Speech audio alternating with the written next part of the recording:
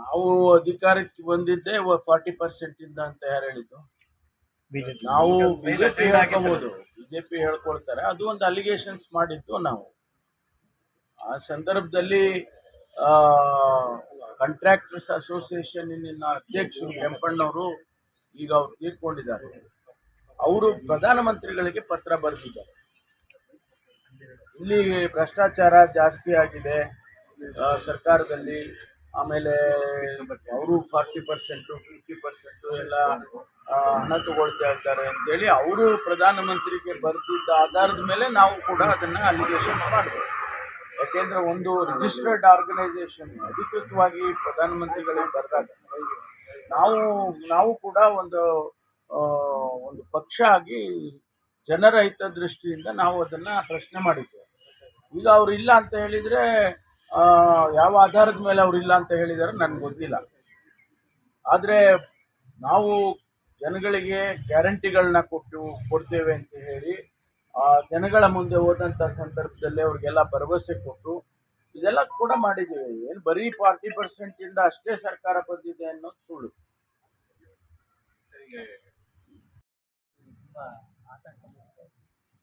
ಅದು ಪೊಲೀಸ್ ಇಲಾಖೆಗೆ ಬರಲ್ಲ, ಆರೋಗ್ಯ ಇಲಾಖೆಗೆ. ಆದರೆ ಅದು ಅಂಥದ್ದೇನಾದ್ರೂ ಇದ್ರೆ ನಾವು ಇವರಿಗೆ, ನಮ್ಮ ಆರೋಗ್ಯ ಸಚಿವರಿಗೆ ಮಾತಾಡ್ತೇವೆ.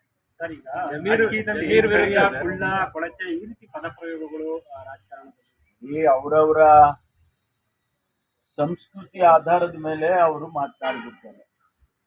ಅವರ ಹಿನ್ನೆಲೆ ಹೆಂಗಿರ್ಬೇಕು ಗೊತ್ತಿಲ್ಲ, ಆ ಆಧಾರದ ಮೇಲೆ ಅವ್ರು ಮಾತಾಡ್ತಾರೆ. ಅಂತ ಪದ ಬಳಕೆ ಮಾಡೋದು ಅದು ಅನ್ಪಾರ್ಲಿಮೆಂಟ್ರಿ ಇಲ್ಲದೆ ಇರ್ಬೋದು, ಆದರೆ ಅದು ಅಷ್ಟೊಂದು it's not with A good taste, ಅಷ್ಟೊಂದು ಅಹಿತಕರವಾಗಿ ನಮಗೆ ಕೇಳಿಸೋದಿಲ್ಲ, ಅದರ ಕೆಟ್ಟದಾಗಿ ಕೇಳಿಸಿದೆ. ಜನರ ವಿರುದ್ಧ ಕ್ರಮ ತಗೊಳ್ಳಿ ಅಂತ ಅಧ್ಯಕ್ಷರಿಗೂ ಕೂಡ ಕಾಂಗ್ರೆಸ್ನವರೇ ಉಪಾಧ್ಯಕ್ಷರೇ ಪತ್ರ ಬರೆದಿದ್ದಾರೆ. ಸಚಿವರಾಗಿ ಅವ್ರ ಘನತೆ ಮೀರಿ ಮಾತನಾಡ್ತಾರೆ, ಇದು ಪಕ್ಷಕ್ಕೂ ಡ್ಯಾಮೇಜ್ ಆಗ್ತಾ ಇದೆ, ಚುನಾವಣೆಗಳ ಮೇಲೆ ಪರಿಣಾಮ ಬೀರ್ತಾ ಇದೆ. ಅದನ್ನ ಅಧ್ಯಕ್ಷರೇ, ಈಗ ಅಲ್ಲಿ ನಮ್ಮಲ್ಲಿ ಡಿಸಿಪ್ಲಿನರಿ ಕಮಿಟಿ ಇದೆ, ನಮ್ಮ ಇವರು ರಾಜ್ಯಸಭಾ ಸದಸ್ಯರಾಗಿದ್ದಂಥ ಹಿರಿಯರಾದ ರಾಜ್ಯಸಭಾ ಇವರು ನಮ್ಮ ರೆಹಮಾನ್ ಖಾನ್ ಅವರು ಅದರ ಅಧ್ಯಕ್ಷರಿದ್ದಾರೆ. ಅವರಿಗೆ ರೆಫರ್ ಮಾಡಿದರೆ ಅಧ್ಯಕ್ಷರು ತನಿಖೆ ಮಾಡ್ತಾರೆ, ಕರೆಸ್ಕೊಂಡು ಅವ್ರನ್ನ ಕೇಳ್ತಾರೆ, ಯಾಕೆ ಹೀಗೆಲ್ಲ ಮಾತಾಡಿದ್ದೀರಿ, ಅದಕ್ಕೆ ಎಕ್ಸ್ಪ್ಲನೇಷನ್ ಕೊಡಿ ಅಂತ ಕೇಳ್ತಾರೆ. ರಾಜ್ಯ ಮಟ್ಟದಲ್ಲಿ ಒಂದು ಕಮಿಟಿ ಇದೆ, ರಾಷ್ಟ್ರ ಮಟ್ಟದಲ್ಲಿ ಕೂಡ ಒಂದು ಕಮಿಟಿ ಇದೆ. ನಾನು ಕೂಡ ಆ ಸಮಿತಿಯಲ್ಲಿ ಸದಸ್ಯನಾಗಿದ್ದೆ. A.K. ಆಂಟೋನಿ ಅವರ ಅಧ್ಯಕ್ಷರಿದ್ದಾಗ ನಾನು ಕೂಡ ಅದರಲ್ಲಿ ನ್ಯಾಷನಲ್ ಡಿಫೆನ್ಸ್ನಲ್ಲಿ ಸದಸ್ಯನಾಗಿದ್ದೆ. ಅಲ್ಲಿ ಕರೆದು ನೋಟಿಸ್ ಕೊಟ್ಟು ಕೇಳ್ತಾರೆ.